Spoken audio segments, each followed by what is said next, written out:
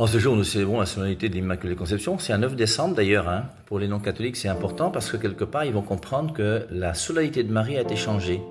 Et alors, habituellement, nous célébrons l'Immaculée Conception le 8 décembre, mais la fête de dimanche, la résurrection de Jésus-Christ, est plus importante que la fête de Marie. Ce qui montre bien que nous respectons la liturgie et la sainteté et la grandeur de notre Dieu par rapport à la sainteté de Marie. En ce 9 décembre, nous célébrons l'Immaculée Conception. L'Immaculée Conception, pour moi, c'est biblique. Ça se trouve dans Luc chapitre 1, verset 28, quand vous voyez l'ange qui vient voir Marie à l'Annonciation et qui lui dit « Je te salue, pleine de grâce ». Je dénonce une fois de plus toutes les traductions non catholiques, où dans Luc chapitre 1, verset 26, l'Annonciation, verset 28, il est écrit que « Toi à qui une grâce a été faite ». Je regrette, cette traduction n'est pas bonne. La bonne traduction, c'est « Toi qui es pleine de grâce », comme l'a fait saint Jérôme de Stridon en l'an 401, plena gratia. Et si Marie est pleine de grâce, ça veut dire qu'elle a une plénitude de grâce. Et la plénitude de grâce de Marie, elle est quand même particulière. Alors c'est vrai qu'il y a Romains 3, 23 qui dit « Tous sont péchés et sont privés de la gloire de Dieu », mais il y a aussi Luc 1, 28 qui dit qu'elle est pleine de grâce. Donc forcément, elle est pleine de grâce et elle ne peut pas être privée de la gloire de Dieu.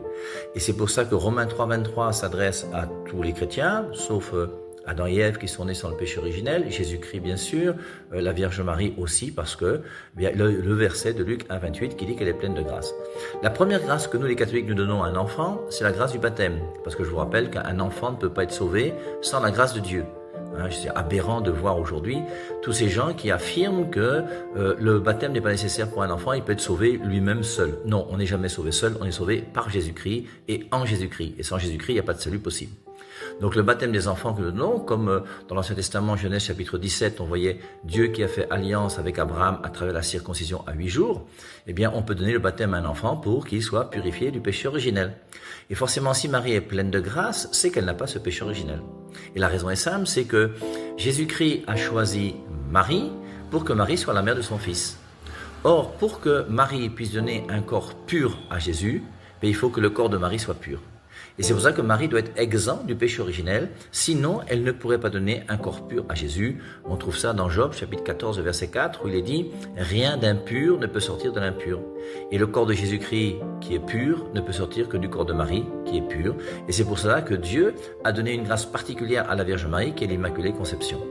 C'est pour ça qu'en ce jour de l'Immaculée Conception, on lit Luc chapitre 1, verset 26 et suivant, l'Annonciation, pour nous rappeler que c'est cette femme qui a été choisie par Dieu, c'est l'Esprit Saint qui est venu sur elle pour lui permettre d'accoucher Jésus, et pour cela, Dieu a été obligé de donner une grâce particulière à cette femme qui s'appelle Marie, et c'est pour ça que nous célébrons en ce jour cette bonté de Dieu pour nous, qui a permis que cette créature soit exempte du péché originel, afin que son Fils puisse venir sur la terre.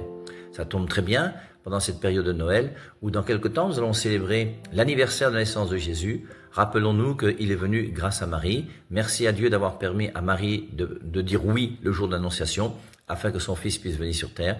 Et le plus important pour nous, c'est que Jésus-Christ soit vraiment celui qui est au cœur de notre vie, afin que nous cherchions chaque jour à vivre conformément à sa volonté.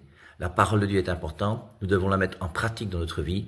Et une fois de plus, on va se rappeler cet événement particulier qui est Noël, parce que Dieu, un jour, a voulu venir visiter les hommes. Et maintenant, comment réagissons-nous à cette visite de Jésus-Christ? Et est-ce qu'aujourd'hui, la véritable crèche sera ton cœur pour accueillir Jésus, afin qu'il ait la première place dans ta vie? Loué soit Jésus-Christ. Bye bye.